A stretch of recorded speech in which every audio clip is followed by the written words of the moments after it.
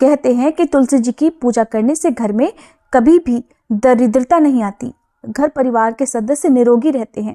खास तौर से कार्तिक महीने में तुलसी जी की पूजा का विशेष विधान है। तुलसी जी की पूजा करके तुलसी को सींच कर तुलसी जी के पौधे में दीपदान किया जाता है। धार्मिक मान्यताओं के अनुसार कार्तिक के महीने में तुलसी का पूजन करने से भगवान विष्णु और माँ लक्ष्मी जी की कृपा प्राप्त होती है। जो लोग कार्तिक के महीने में तुलसी जी की पूजा करते हैं उन्हें देवउठान एकादशी या द्वादशी तिथि के दिन हो सके तो तुलसी जी का विवाह भी भगवान शालिग्राम जी के साथ जरूर कराना चाहिए। अगर आप विवाह नहीं करा सकते हैं तो एक खास तरह से आपको तुलसी जी का पूजन इस दिन जरूर करना चाहिए, तभी आपको पूरे महीने में की गई पूजा का पूरा पुण्य प्राप्त हो सकता है। और आज की इस वीडियो में आप जानेंगे कि देवउठान एकादशी के दिन आप तुलसी जी की पूजा कैसे करें। मान्यताओं के अनुसार एकादशी के दिन तुलसी जी निर्जला और निराहार उपवास रखती हैं, इसलिए खास तौर पर एकादशी के दिन तुलसी जी में जल अर्पित नहीं किया जाता है। सिर्फ जल अर्पित नहीं किया जाता है, लेकिन सुबह और शाम दीपक जरूर जलाया जाता है। ऐसे में वैसे तो आप पूरे साल भर एकादशी के दिन तुलसी जी में जल अर्पित नहीं करते हैं, लेकिन देवउठान एकादशी के दिन आप तुलसी जी में जल भी अर्पित कर सकते हैं और विधि विधान से तुलसी जी का पूजन भी कर सकते हैं। ऐसा इसलिए क्योंकि देवउठान एकादशी के दिन ही भगवान विष्णु ने अपने शालिग्राम रूप में तुलसी जी को अपनी पत्नी के रूप में स्वीकार किया था, उनसे विवाह किया था। और विवाह के समय वो सारी रस्में निभाई जाती हैं जो कि एक वर और वधू के विवाह में होती हैं। इस परंपरा में या इस रीति रिवाज में तुलसी जी को जल भी अर्पित किया जाता है और उन्हें श्रृंगार भी अर्पित किया जाता है। और मान्यता है कि इसी दिन तुलसी जी का निर्जला उपवास स्वीकार हो जाता है, उनका व्रत पूर्ण हो जाता है। तो इसके लिए देवउठान एकादशी के दिन जो लोग भी तुलसी जी का चाहे विवाह कराना चाहते हो या केवल पूजा ही करना चाहते हो, उन्हें सुबह स्नान आदि से निवृत्त होने के बाद भगवान विष्णु का पूजन जरूर करना चाहिए। भगवान विष्णु का पूजन करने के बाद आप तुलसी जी के पौधे में घी का एक दीपक जरूर जलाएं और ध्यान रखें कि शाम से पहले आपको तुलसी जी को सिंदूर भी नहीं लगाना है, क्योंकि शाम के समय जब हम तुलसी जी का विवाह शालिग्राम जी के साथ कराते हैं उसी समय या उस समय के बाद से ही तुलसी जी को सिंदूर अर्पित किया जाता है, उन्हें सुहाग की सामग्री अर्पित की जाती है। क्योंकि दिन भर उपवास रहता है, इसलिए शाम के समय ही आप श्रृंगार की सामग्री अर्पित करें। जो लोग एकादशी के दिन विवाह नहीं करा सकते हैं या तुलसी जी का जो विशेष पूजन है वो नहीं कर सकते हैं, तो वो लोग द्वादशी तिथि के दिन भी तुलसी जी का विवाह या विशेष पूजन कर सकते हैं।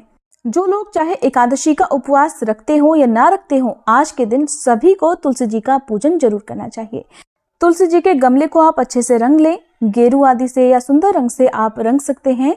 तुलसी जी की पत्तियों को आप अच्छे से जल से साफ कर लें ताकि कहीं पर भी धूल मिट्टी ना रहे। यदि मिट्टी में घास उगी हुई है तो घास साफ कर लें। तुलसी जी को इस दिन बिल्कुल साफ सुथरा रखना चाहिए।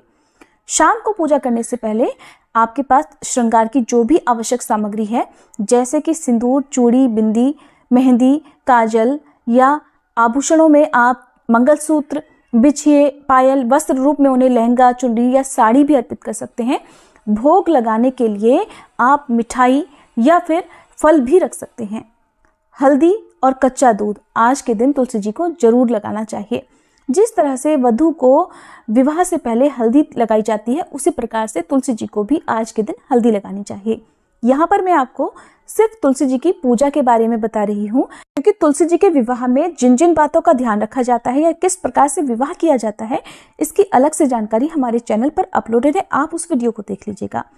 साथ में कुछ दक्षिणा भी जरूर रखें। अब तुलसी जी का जो गमला है उसके आप चारों ओर चौक बना ले, गेरू से लीप कर वहां पर चौक बना ले, सुंदर रंगोली सजा सकते हैं। आप चाहें तो एक चौकी पर तुलसी जी का गमला आप स्थापित करके भी पूजन कर सकते हैं। घर के आंगन में या छत पर आपने जहां पर भी तुलसी जी का पौधा रखा है उस आसपास की जगह को आप सुंदर से सजा लें। गमले को हो सके तो इस प्रकार बीचों बीच रखें कि जिसके चारों ओर घूमकर आप तुलसी जी की 3 बार परिक्रमा भी कर सकें। अब तुलसी जी के पास में ही एक और चौकी पर विष्णु भगवान की प्रतिमा या तस्वीर या फिर यदि आपके पास शालिग्राम जी हैं तो उनकी जो मूर्ति है उन्हें आप स्थापित करें। अगर नहीं है तो आप केवल तुलसी जी का पूजन ही कर सकते हैं। सबसे पहले शालिग्राम भगवान जी को आप स्नान कराएं, उन्हें पीले वस्त्र अर्पित करें, जनेऊ अर्पित करें और अब तुलसी जी को इसी प्रकार से आप पूजन करेंगे। तुलसी जी को आप पहले रोली का तिलक लगाएं, फिर अक्षत अर्पित करें। ध्यान रखें, शालिग्राम जी को अक्षत नहीं चढ़ाए जाते हैं। आप अक्षत की जगह पर उन्हें सफेद तिल अर्पित करें। घी का एक दीपक जलाकर रखें। अब तुलसी जी को श्रृंगार की सामग्री अर्पित करें, जैसे कि तुलसी जी की 2 टहनियों में आप उन्हें लाल और हरी चूड़ियां पहनाएं, उन्हें लाल चुनरी अर्पित करें, लाल बिंदी लगाएं और इसके बाद तुलसी जी की पत्तियों में मेहंदी लगाएं, थोड़ा इत्र लगाएं। तुलसी जी की कुछ पत्तियों में आप हल्दी लगाएं और उसके बाद उनकी जड़ में हल्दी और कच्चा दूध का लेप लगाएं, यानी हल्दी और दूध को मिलाकर आप थोड़ा सा जड़ में अर्पित करें। सभी सामग्री अर्पित करते समय या श्रृंगार चढ़ाते समय ओम श्री तुलसी नमः, ओम सुप्रभाय नमः इन मंत्रों का जाप करते रहें। हल्दी और दूध अर्पित करने के बाद इस मंत्र का जाप जरूर करें। वृंदा वृंदावनी विश्व पूजिता विश्व पावनी, पुष्प सारा नंदिनी तुलसी कृष्ण जीवनी, एतना मांस्तक चैव स्तोत्रम नामर्थम संयुतम, यह पठेत ताम च संपूज्यम सौश्रमेक फलम लभेत। अब विष्णु भगवान या शालिग्राम जी की जो भी मूर्ति या तस्वीर आपके पास है, उनसे स्पर्श कराकर तुलसी जी की पत्तियों पर किसी एक पत्ती पर आप सिंदूर चढ़ाएं और उन्हें भगवान से स्पर्श कराकर मंगलसूत्र अर्पित करें। अगर मूर्ति या तस्वीर नहीं है तो आप मन ही मन भगवान का ध्यान करके भी तुलसी जी को ये श्रृंगार की सामग्री अर्पित कर सकते हैं।